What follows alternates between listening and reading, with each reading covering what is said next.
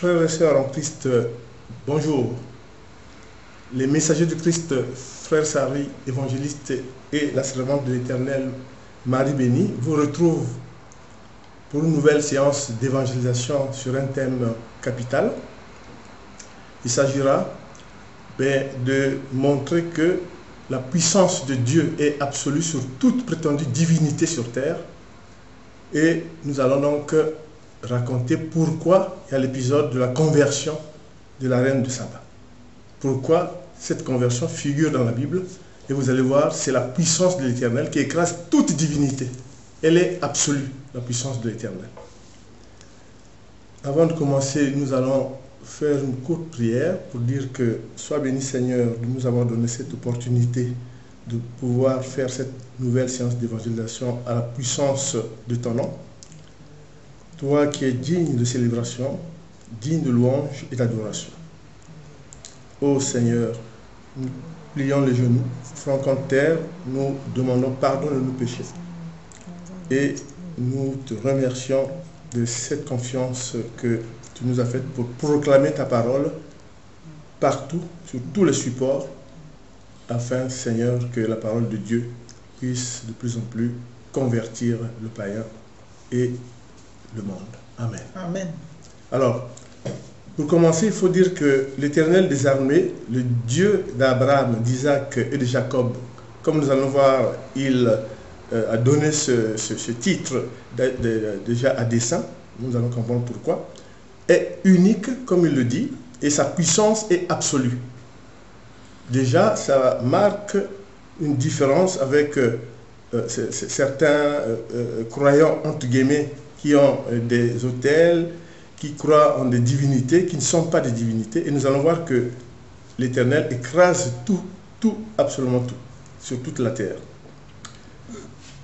La puissance de l'Éternel est d'autant plus probante, et notamment par le fait qu'il est venu au secours d'un peuple, le peuple choisi, pour le sortir d'Égypte et pour l'amener vers la terre promise.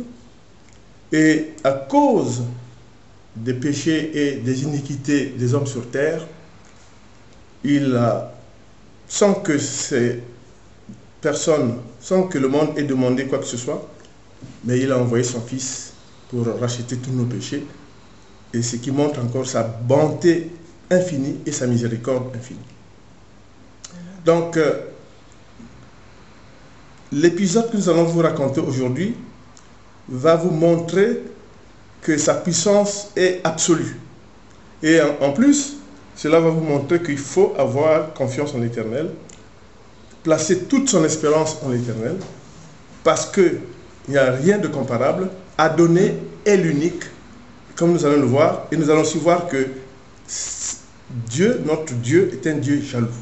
Il ne fait rien au hasard. Tout est agencé. Quand il a appelé Abraham, il a dit à Abraham, je te donnerai une descendance, elle sera tellement nombreuse, aussi nombreuse que les grains de sable au bord de la mer. Et c'est ce que nous vivons aujourd'hui. Alors, pour pouvoir manifester sa puissance, il y a un récit que le chrétien ne s'apprivoise pas, ne va pas souvent chercher, ne cherche même pas à comprendre pourquoi c'est dans la Bible. C'est l'histoire de la conversion de la reine de Saba. Ou reine du Midi, venue de l'Orient, c'est l'actuelle région du Yémen, où elle était agnostique parce qu'elle avait ses propres dieux. Elle était entourée d'une cour innombrable, avec des magiciens, avec des savants, entre guillemets, ses divinités, et elle régnait. Mais malheureusement pour elle, et heureusement par la suite, il y avait plus fort qu'elle, puisque le rayonnement d'un serviteur de Dieu que nous allons voir tout à l'heure est allé jusqu'aux confins du monde, et où elle s'est aperçue qu'il y avait un Dieu sur cette terre qui était capable de prouesses gigantesques et de mystères incommensurables. C'était l'Éternel, le Dieu d'Abraham, d'Isaac et de Jacob. Et nous allons voir comment s'est fait l'histoire de sa conversion, sortie de ces divers sortilèges, de ces magiciens, de ses prédicateur, entourée d'une cour et une suite imposante.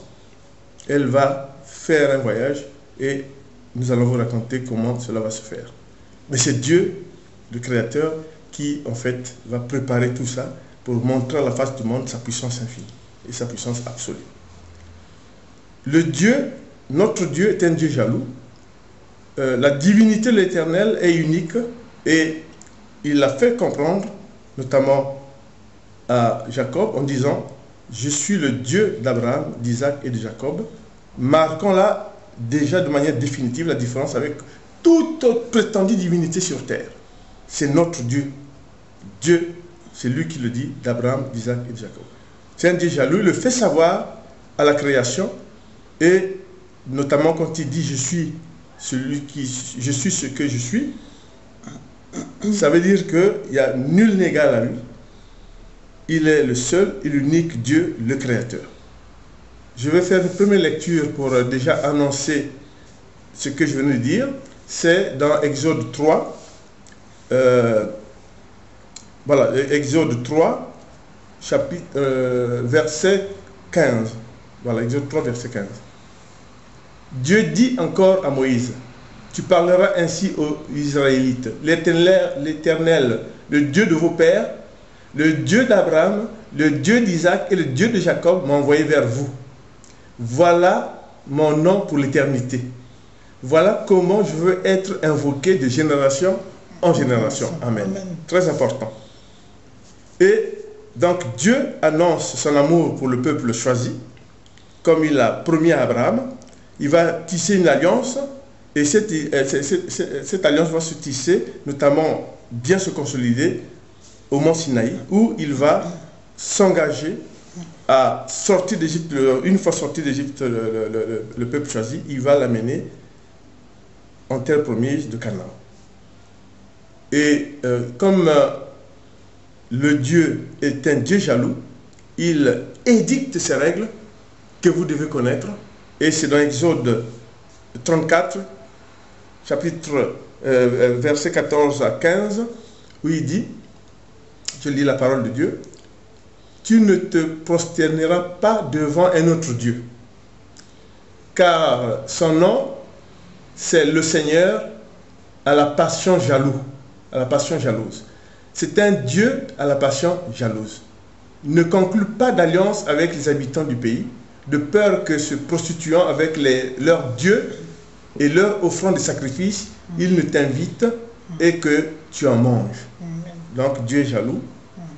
Toute la louange, toute l'adoration est à l'Éternel, notre Dieu, le Dieu d'Abraham, d'Isaac et de Jacob. Donc, comme vous le voyez, il va tout faire pour que nous puissions percevoir à tout jamais sa puissance. D'abord, sa puissance, mais c'est par les actes que Dieu a conduit. La Bible nous montre les différents grands miracles de Dieu qui est à l'image de sa puissance. Nous avons déjà fait une évangélisation sur ça, la puissance de l'Éternel, notamment quand il a frappé l'Égypte de 10 plaies, comme vous le savez, pour vaincre la résistance du Pharaon qui ne voulait pas laisser partir le peuple choisi. Et ensuite, quand le Pharaon les a poursuivis, mais l'Éternel, notre Dieu, avec Moïse à la tête, avec son bâton, en le levant, la mer Rouge s'est divisée en deux, a laissé passer le peuple hébreu. Et quand le Pharaon est arrivé, avec les Égyptiens sont arrivés, la mer les a engloutis. Et une autre puissance de l'Éternel, c'est quoi? C'est l'incarnation. Dieu fait homme. Souvenez-vous qu'à la création, Dieu a dit, nous créons l'homme à notre image. Et il a dit, par la suite, il est bon que l'homme ait une aide, et a créé Ève, la femme, et a dit, multipliez-vous, soyez nombreux, et peuplez la terre. Donc, ce faisant, quand il dit multipliez-vous, il a créé le genre. Mais nous aurons notre évangélisation. Le genre, c'est quoi? Homme, femme, avec ce qu'il faut pour la procréation des organes sexuels. Donc, le Dieu est d'une puissance absolue. Tout est organisé par Dieu. Pour nous croyants, nous sommes franchement fiers de l'être et nous sommes des croyants. Et immense est la puissance de l'Éternel. Et il va donc envoyer son fils par le mystère de l'incarnation. Il va naître d'une vierge appelée Marie, par un processus de procréation par l'Éternel, par l'Esprit Saint. Et Marie va donc nous donner un fils, le Fils de Dieu, Jésus, qui est notre Sauveur, qui est le Messie, qui a été promis par les prophètes pour le peuple juif et pour libérer la terre entière et pour vaincre toutes les puissances des ténèbres. Et surtout, une des importantes missions de son fils, c'était de casser toute l'œuvre du diable sur terre, comme vous le savez. Voilà, c'est sa mission principale. Bien sûr, il nous a laissé le corps de Christ, l'Église, qui est, comme nous le verrons, l'épouse du Seigneur. Donc, par des actes de puissance visibles, significatifs, nous allons aussi voir que la conversion d'une agnostique qui était reine dans son pays signe la magnificence de la gloire absolue et écrase toute prétendue divinité sur terre. Nous allons dire que voilà une souveraine d'un peuple du Midi qui avait sa cour, qui avait sa puissance, qui avait ses richesses, mais il va entrer en contact avec la renommée d'un serviteur de Dieu nommé Salomon. Que ce serviteur de Dieu, nous allons voir comment Dieu a préparé le terrain. Et vous allez voir que c'est vraiment une histoire qui est à la hauteur de sa puissance. La renommée de Salomon est le résultat de la volonté et des actes de bienfaisance du Seigneur. Nous allons le voir tout à l'heure. La sagesse de Salomon, ses actions, ses œuvres, sa cour, sous l'égide du Seigneur. Comme vous le savez, Salomon, fils de David, avec Bathsheba. Salomon va donc demander à Dieu, dans le cadre d'une prière, et Dieu va lui demander « Qu'est-ce que tu veux ?» Nous allons voir que Dieu va lui donner une sagesse infinie, une intelligence infinie, et des dons spirituels dans les Écritures. Et il va être l'un des auteurs des textes sapientaux. Les textes sapientaux que nous connaissons tous, des cantiques des cantiques, proverbes, sagesse, etc. Presque 3000. Je peux vous dire qu'il était d'une intelligence hors norme et qui était donné par l'Éternel.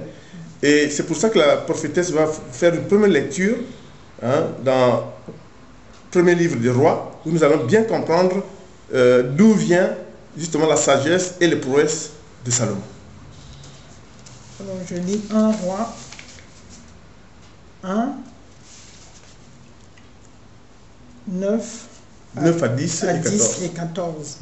Je lis la parole de Dieu. Salomon dominait encore sur tous les royaumes depuis le fleuve, le pays des Philistins et jusqu'à la frontière d'Égypte. Il apportait le tribut. Ils furent soumis à Salomon tous les jours de sa vie. Verset 9. Dieu donna à Salomon de la sagesse, une très grande intelligence, un esprit aussi vaste que le sable qui est au bord de la mer. Verset 10. La sagesse de Salomon surpassait la sagesse de tous les fils de l'Orient et toute la sagesse de l'Égypte. Verset 14. Les gens de tous les peuples, envoyés par tous les rois de la terre qui avaient entendu parler de la sagesse de Salomon, venaient écouter cette sagesse. Amen. Amen. Et vous avez vu? Donc, Dieu donne toutes ces qualités-là à Salomon, et ses prouesses sont à la fois géographiques, jusqu'aux extrémités de la terre, donc l'Orient, l'actuel Yémen, mais et son succès suscitait de l'admiration. Il met en place des échanges commerciaux impressionnants avec l'Inde, l'Égypte. Il établit de nombreuses alliances politiques, et par lui, Israël s'est retrouvé en quelque sorte étendu, riche et puissant. Il y avait des mines, des écuries, etc. Et Salomon va mettre en pratique la construction du temple de Jérusalem évoqué avec Dieu par son père David. Et je vais vous faire une troisième lecture c'est le premier livre de Rois, premier livre de Rois, chapitre 2, verset 11. Le temps que David régna sur Israël fut de 40 ans. À Hébron, il régna 7 ans. À Jérusalem, il régna 33 ans. Salomon s'assit sur le trône de David, son père, et son règne fut bien affermi. Voilà. Donc, un grand roi avec une intelligence hors pair et des dons que lui procure le Seigneur par ses onctions, la royauté, la sagesse, l'onction de royauté, de sagesse, d'écriture, intelligence hors pair, une santé de fer. Salomon connut une immense notoriété auquel l'Éternel était cité par les peuples du monde. Donc, on disait, mais comment ça se fait que Salomon soit aussi intelligent? Évidemment, il répondait, c'est les dons de l'Éternel, le Dieu d'Abraham, d'Isaac et de Jacob. C'est très important. Outre ses richesses, il dominait sur d'immenses territoires. Tout le monde voulait le voir et le connaître. Tout le monde voulait le voir et le connaître. Et déjà, ça nous présage de ce que fera la reine de Saba. Et c'est très important, tout le monde veut le connaître. Et c'est le moment de vous dire que Jésus lui-même, 2000 ans après, va dire dans le Nouveau Testament que même tout ce que Salomon avait, c'est parce que le Père, Dieu, le lui avait mis dans les mains, Dieu le lui avait octroyé par les dons spirituels, par les onctions. Donc, il n'y a pas quelqu'un sur terre qui peut se prévaloir en disant, moi je suis appelé de Dieu, mais de par moi-même, je suis puissant, je suis égal à moi-même et je fais des prouesses, j'ai des anges. Tout ça, c'est de nul effet. Faisons attention, très important. C'est un passage, et c'est Jésus qui dira que même toute la richesse de Salomon, même les vestes qu'avait Salomon, et même Jésus disait que les oiseaux du ciel sont aussi bien parés que Salomon qui avait ses vestes, etc. C'est pour marquer, quand vous remarquez que tout ce que Salomon avait, c'est par la grâce de l'Éternel. C'est très important. Donc, il faut éviter de se dire aussi puissant que. Ce n'est pas possible. Dieu écrase toute divinité. Et nous allons voir, ça va être extraordinaire, justement, voilà. Donc, comme je disais, le récit dominait sur l'immense territoire et tout le monde voulait le voir et le connaître. C'est pour ça que dans la 4e lecture, dans le 2e livre de Chroniques, je vais donc lire le 2e livre de Chroniques, chapitre 9, versets 22 à 23, 26 et 28. Le roi Salomon fut plus grand que tous les rois de la terre par sa richesse et par sa sagesse.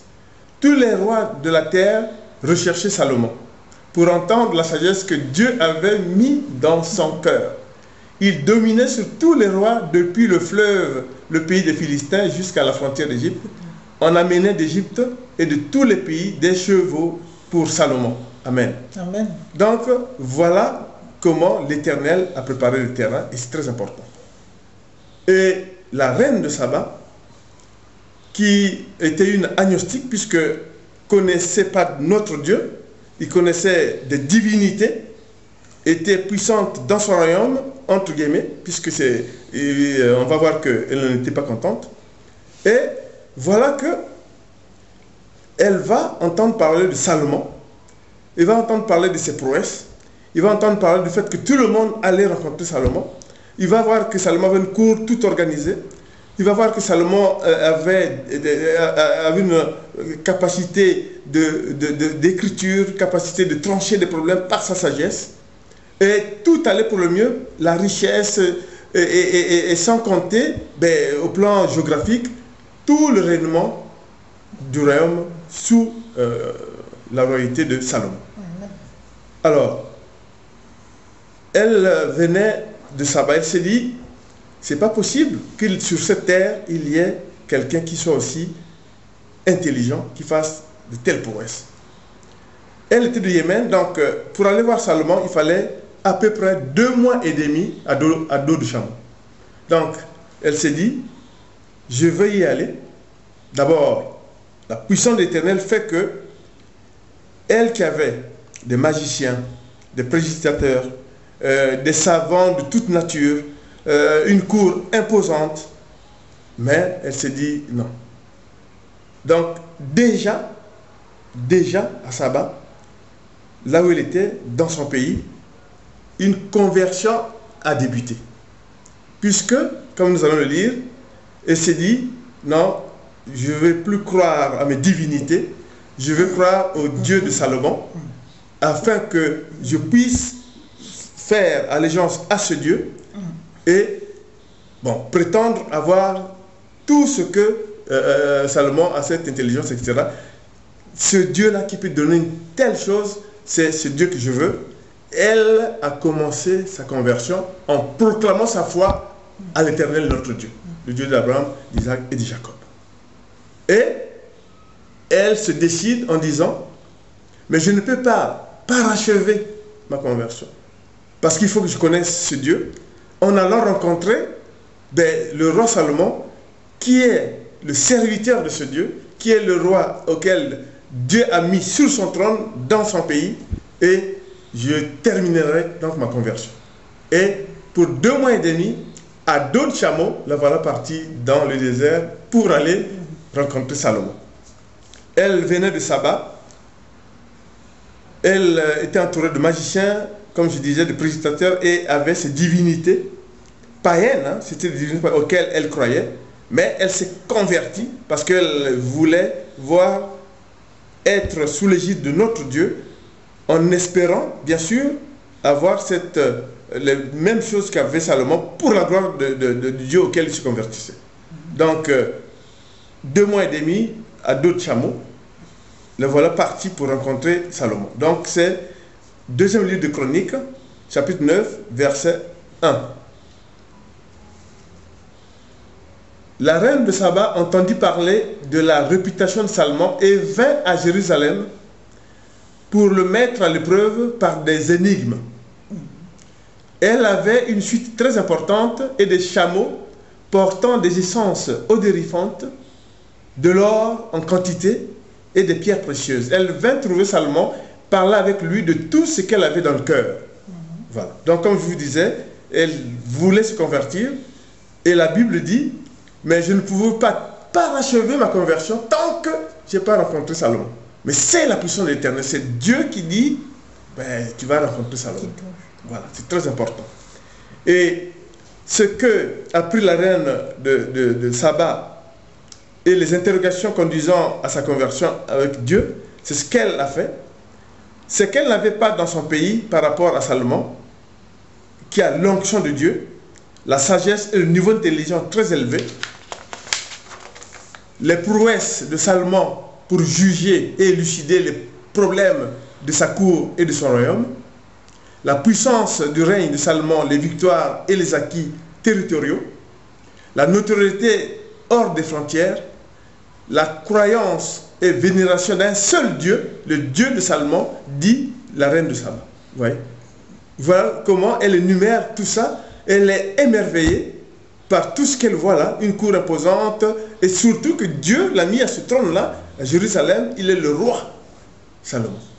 Le temple se construisait, elle a visité le temple qui est construit Salomon pour l'Éternel notre Dieu et son organisation, à la gloire de l'Éternel, son palais, sa cour, elle a tout regardé.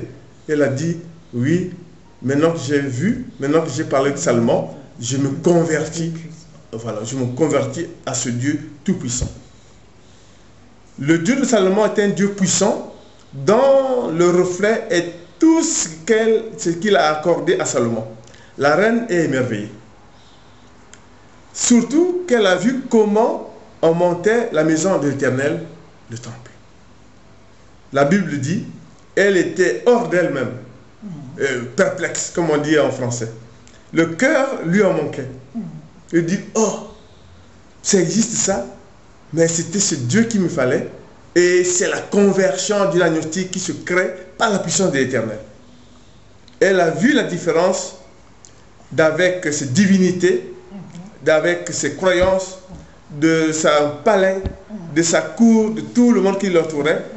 Elle se convertit sous forme d'un questionnement. Je ne pouvais achever ma conversion sans avoir parlé avec Salomon, sans avoir vu de mes propres yeux. Elle ajoutait. C'est très important. Donc, la conversion de la reine de Saba est implicite, puisqu'elle le dit elle-même, Hein, je ne pouvais, voilà. La prophétesse va quand même faire une deuxième lecture avant qu'on aille vers les actes de conversion. C'est le deuxième livre de Chroniques. Voilà. Je lis la parole de Dieu, 2 Chroniques 9, 5 à 6. Je lis la parole de Dieu. Elle dit alors au roi, c'était donc ce que j'ai appris dans mon pays au sujet de tes paroles et de ta sagesse. Verset 6. Je ne croyais pas ce qu'on en disait avant d'être venu et de l'avoir vu de mes yeux. Et on ne m'avait pas dit la moitié de la grande sagesse. Tu surpasses ce que ta réputation m'avait laissé entendre. Amen. Amen. Elle est émerveillée. C'est la puissance de l'Éternel. Voilà en direct, c'est dans la Bible, la conversion d'une agnostique. C'est vraiment, c'est tellement, nous sommes vraiment émerveillés par la puissance de l'Éternel. On ne lit pas souvent ça, mais franchement, vous voyez. Donc c'est très important. Donc, conversion de l'agnostique de façon implicite, je ne pouvais pas achever de croire tout ce que je n'étais venu, si je n'étais pas venu pour te rencontrer et voir de mes propres yeux le degré de ta sagesse, comment ton Dieu t'a placé sur ce trône avec son nom tout puissant. Les échos que j'avais eus en Orient et au Midi étaient donc vrais. Voilà. Elle proclame donc son adhésion, sa conversion. Je ne connaissais que la moitié. Elle l'avoue. Et là, elle a vu la totalité. Et elle se convertit. Béni soit l'Éternel. Voilà comment elle se convertit. Béni soit l'Éternel, ton Dieu, en qui je me dis,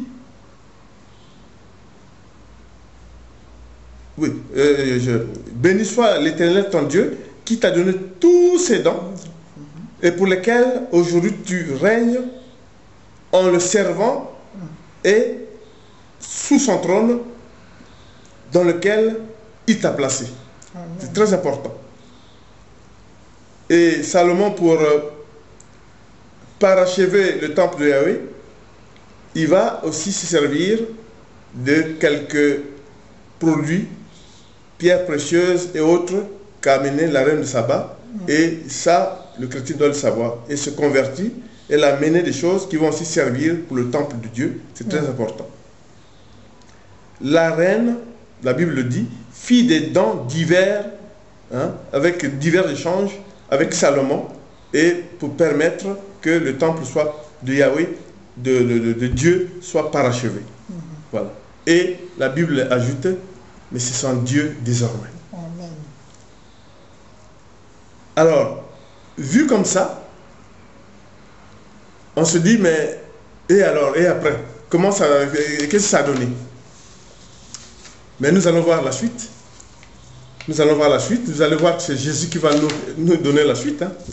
Donc, je vais lire le deuxième livre de Chroniques, voilà, chapitre 9, verset 8. Ce que dit la reine de Saba lors de sa conversion, et nous verrons par la suite que Jésus va l'authentifier, plusieurs années après. Elle dit, béni soit le Seigneur ton Dieu qui a pris plaisir en toi et t'a placé sur son trône comme roi pour le Seigneur, ton Dieu. Parce que ton Dieu aime Israël et veut le faire subsister pour toujours, il t'a fait roi sur lui pour que tu agisses selon l'équité et la justice. Amen. Voilà. Il n'y a pas mieux que ça comme conversion, comme avait le conversion. Donc une agnostique reine dans son pays, ayant une cour imposante, ayant des divinités, mais qui a entendu parler des prouesses de Salomon, qui avait les dons de Dieu au plan du royaume, sagesse et intelligence. Et en présence de Salomon, de son palais, de ses prouesses, elle avoue avoir connu, quand elle était dans son pays, que la moitié et que de ce qu'elle a vu elle-même, dans ce qu'elle a vu elle-même, a parachevé sa conversion, parce qu'il existe un Dieu tout-puissant qui peut donner une intelligence hors pair sur cette terre. c'est le Dieu d'Abraham, d'Isaac et de Jacob. Ton Dieu est un Dieu puissant, dit la reine de Saba, qui t'a installé sur ce trône en son nom. Elle s'est convertie à ce Dieu, unique en réalité, et en le bénissant. Vous avez vu? Donc, fini la divinité de son royaume. Elle se convertit. Et je voudrais, sans faire d'allusion à ça, mais sachez que à la naissance, puisque là nous sommes avant, mais à la naissance de Jésus, des rois mages étaient venus d'où? De l'Orient et de l'Orient. Donc, ça veut dire qu'elle a certainement diffusé dans ces contrées là-bas la puissance de l'Éternel, notre Dieu, peut-être même suggérer des conversions, mais ça la Bible ne le dit pas. Mais nous allons voir ce que va en dire Jésus dans le Nouveau Testament. C'est très important. Et c'est pour ça que elle se convertit ayant entendu les paroles descriptives des narrations spirituelles de Salomon sur les actions de l'Éternel. Donc Salomon va en profiter pour présenter toute la puissance de l'Éternel que Dieu lui a donnée. Que Dieu lui a donné par les dons, par l'onction de sagesse, l'onction de royauté, tout ce qu'il sait faire, même l'intelligence pour rédiger les textes sapientaux, tout ça il a rédigé. Et c'est très important. Et elle a bien compris, elle s'est convertie, elle était toute contente, et au ciel, comprenez bien ce que Salomon va dire, au ciel, elle aura le nom de la reine du Midi, et proche de l'Éternel, ce que ne dit pas la fin du chapitre du deuxième livre des Chroniques. Nous allons voir que c'est Jésus qui va nous l'apprendre. Donc Salomon était très content d'avoir pu obtenir la conversion en notre Dieu d'une reine agnostique qui désormais, là où elle partait, parce qu'elle a refait le voyage de 2 mois et demi, toute heureuse, toute contente avec son nouveau Dieu, le Dieu de l'Éternel. L'Éternel, notre Dieu, a donné. Et c'est pas encore fini, vous allez voir, c'est l'histoire d'une conversion franchement grandiose qui marque la puissance de l'Éternel. Et c'est pour ça que, serviteurs du Christ, soyons toujours, même si c'est sur le web, même si c'est en présentiel, de proclamer la puissance de l'Éternel afin que les païens se convertissent, afin que les agnostiques se convertissent. Parce que si nous ne prenons pas des textes bibliques de haute portée spirituelle pour montrer comment Dieu agit, évidemment, le nombre de croyants, le nombre de chrétiens ira en s'amenuisant et nous n'aurons pas été à la hauteur de la confiance que nous fait Dieu, nous en tant que serviteurs. Donc voilà pourquoi il faut toujours revenir sur des textes puissants. La prophétesse va lire, va faire une lecture sur deuxième livre des Chroniques, la dernière lecture. Je lis 2 Chroniques 9 à 12. 9, verset 12, pardon. Je dis la parole de Dieu, verset 12. Le roi Salomon donna à la reine de Saba tout ce qu'elle souhaitait demander, plus qu'elle n'avait apporté au roi. Puis elle s'en retourna dans son pays, elle et les gens de sa cour. Amen. Amen. Vous avez vu? Elle est repartie heureuse, elle s'est convertie, elle a découvert ce qu'elle avait déjà, plus ou moins, dans son pays, déjà avait initié la conversion, mais elle ne pouvait la parachever qu'en rencontrant Salomon, en écoutant, en regardant et en touchant ses doigts les prouesses de son Dieu, de notre Dieu, qui est devenu son Dieu. Et ça encore, je vous le dis, c'est l'histoire de cette conversion est la manifestation de la puissance absolue de Dieu sur toute prétendue divinité sur terre. Amen. Amen. C'est très important. Donc, la conversion de la reine de Saba résulte qui venait donc résultant de sa venue à Juda. Mais en fait, elle est venue à Juda pour corroborer ce qu'elle avait déjà commencé dans son pays, hein, sachez-le. Et après avoir vu de ses propres yeux les bienfaits, la puissance de l'Éternel, et auprès d'un des serviteurs de Dieu qui rayonnait dans la renommée mondiale, Salomon. Et on se disait, mais l'histoire s'achève, elle est repartie, mais comment on sait que, qu'est-ce qu'elle est devenue? Mais c'est Jésus dans le Nouveau Testament. C'est pour ça que, pour ceux qui pensent qu'il n'y a pas de continuité entre l'Ancien et le Nouveau Testament, ben c'est peine perdue. L'action de Dieu, la parole de Dieu, elle est dans son ensemble, dans son entièreté. Il n'y a pas à les séparer. Le Nouveau Testament, c'est la continuité de l'Ancien. Dans le Nouveau Testament, vous n'avez pas la création, mais dans l'Ancien, vous n'avez pas Jésus. Donc, c'est l'ensemble. Et cet exemple montre quoi? Donc, quand la reine de Saba est repartie dans son pays, ben, c'est Jésus qui va nous dire, par des révélations, qui va nous faire, plus de 1000 ans après les faits, et là encore, je dis 1000 ans, c'est à peu près, bon, un peu moins de 2000 ans. Pourquoi est-ce que Jésus nous l'apprend? Mais parce que la conversion de la reine de Saba est à l'instar de la critique que Jésus faisait aux générations de son époque pendant son ministère. Et Jésus, en parlant avec les disciples, en fustigeant le comportement des générations qui étaient au moment justement de son ministère, il a dit, mais il a fallu aux gens de Ninive et Jonas pour être convertis.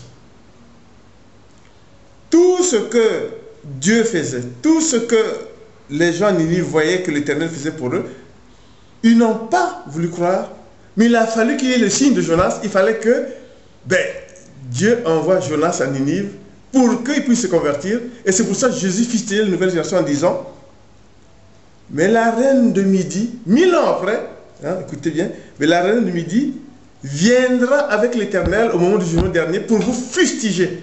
Ah, cette reine de Saba, 1000 ans après, Jésus nous apprend, mais qu'elle est convertie, bien convertie, quelle sera au jugement dernier pour fustiger les gens de cette génération qui ne croyaient pas, alors qu'elle, venue de l'Orient, de Midi, s'est convertie, d'abord à partir de chez elle, ensuite en venant voir Salomon. Et c'est pour ça que Jésus va dire, vous, nouvelle génération, vous avez plus que Salomon. Qu'est-ce que Jésus veut dire quand il dit aux nouvelles générations qui ne voulaient pas se convertir, en disant, mais vous ne vous convertissez pas, vous avez plus que Salomon, mais vous avez Jésus. Jésus dit que la reine avait Salomon. Les générations actuelles, vous n'avez pas Salomon, vous avez plus que Salomon, vous avez Dieu, Jésus. Le Saint-Esprit, donc vous avez Dieu. C'est pour dire que, frères et sœurs en Christ, il faut se servir de la parole de Dieu, des récits bibliques, authentifiant et proclamant la puissance de l'Éternel pour convertir et convertir autour de vous les païens, les agnostiques, parce que là, Dieu exprime sa supériorité sur toute prétendue divinité par un exemple concret qui est dans la Bible. Parce que ce récit-là, je peux sûr et certain que beaucoup se demandent, mais pour qui il est dans la Bible? Je viens de vous dire. Et c'est Jésus qui confirme que la reine de Saba, au moment du jugement dernier, sera là. Hein? Jésus dit la reine du Midi. Je vais lire justement en dernière lecture, 7e lecture. Hein? C'est dans l'évangile de Luc, chapitre 11, versets 31 à 32. La reine du Sud se réveillera lors du jugement avec les hommes de cette génération et elle les condamnera parce qu'elle est venue des extrémités de la terre pour entendre la sagesse de Salomon. Et pourtant, ici, il y a plus que Salomon. Bien sûr, il y a Jésus. Les hommes de Ninive se lèveront lors du jugement avec cette génération et ils la condamneront parce qu'ils ont changé radicalement à la proclamation de Jonas. Et pourtant, ici, il y a plus que Jonas. il y a Jésus. Amen. Amen. Frères et sœurs en Christ, c'est vraiment une grande leçon pour vous dire que la puissance de l'Éternel est sans fin. Par le signe de Jonas, Dieu veut dire qu'il faut écouter les serviteurs de Dieu qui apportent la bonne parole de Dieu pour assurer la conversion. Et en même temps, le chrétien doit savoir quel est son camp, doit reconnaître que tout ce qui est de Dieu est bon. On ne peut pas avoir des attitudes où vous faites un pas en avant, deux pas en arrière. Ça ne sert à rien. Là, une reine venue, comme vous l'avez dit, comme on vient de le voir, des contrées très lointaines, va rencontrer un serviteur de Dieu parce que Dieu a organisé sa conversion. Et qu'est-ce qu'elle était devenue? Et c'est Jésus dans le Nouveau Testament qui vient nous apprendre qu'elle est auprès de Dieu et lors du jour dernier, elle sera là. C'est formidable. Amen. La conversion, vraiment par la puissance de l'Éternel. C'est pour ça que nous disons, frères et sœurs en Christ, nous devons, surtout pour ceux qui sont serviteurs du Seigneur, nous devons avoir une éthique, faire en sorte que nous ne modifions en rien la parole de Dieu. Nous ne l'étiquetons pas. La parole de Dieu, elle est immuable. Elle est ce qu'elle est. Et il ne faut pas donner ni adjectif, ni connotation. Il suffit de la donner comme telle, comme elle se présente dans la Bible, et pour pouvoir mettre toujours en exergue cette puissance qu'a Dieu à travers le monde, mais bien sûr par nous, ses serviteurs, pour convertir des cœurs. C'est très important. Parce que Dieu est unique. Et vous avez vu qu'au début, on a bien parlé de Dieu jaloux. On a bien parlé, bien sûr, de Dieu d'Abraham, d'Isaac et de Jacob. C'est comme ça que Dieu voulait se présenter. C'est comme ça que Dieu veut se présenter pour différencier avec les pseudo-dieux. Voilà. Donc là, c'est un signe encore pour dire que la puissance de Dieu est absolue sur toute divinité, quel qu'il soit. Voilà. Donc notre Dieu est puissant et tous les jours nous devons le bénir, nous devons l'adorer car il est notre rempart. Là où il n'y a pas d'iniquité, là où il n'y a pas le péché, mais Dieu nous conduit, Dieu nous protège. Et souvenez-vous que l'Esprit Saint vient là où il n'y a pas le péché. Quand vous vous réunissez, il est là. Mais là où il y a le péché, là où il y a l'iniquité, là où il y a la fornication, là où l'Esprit Saint ne vient pas.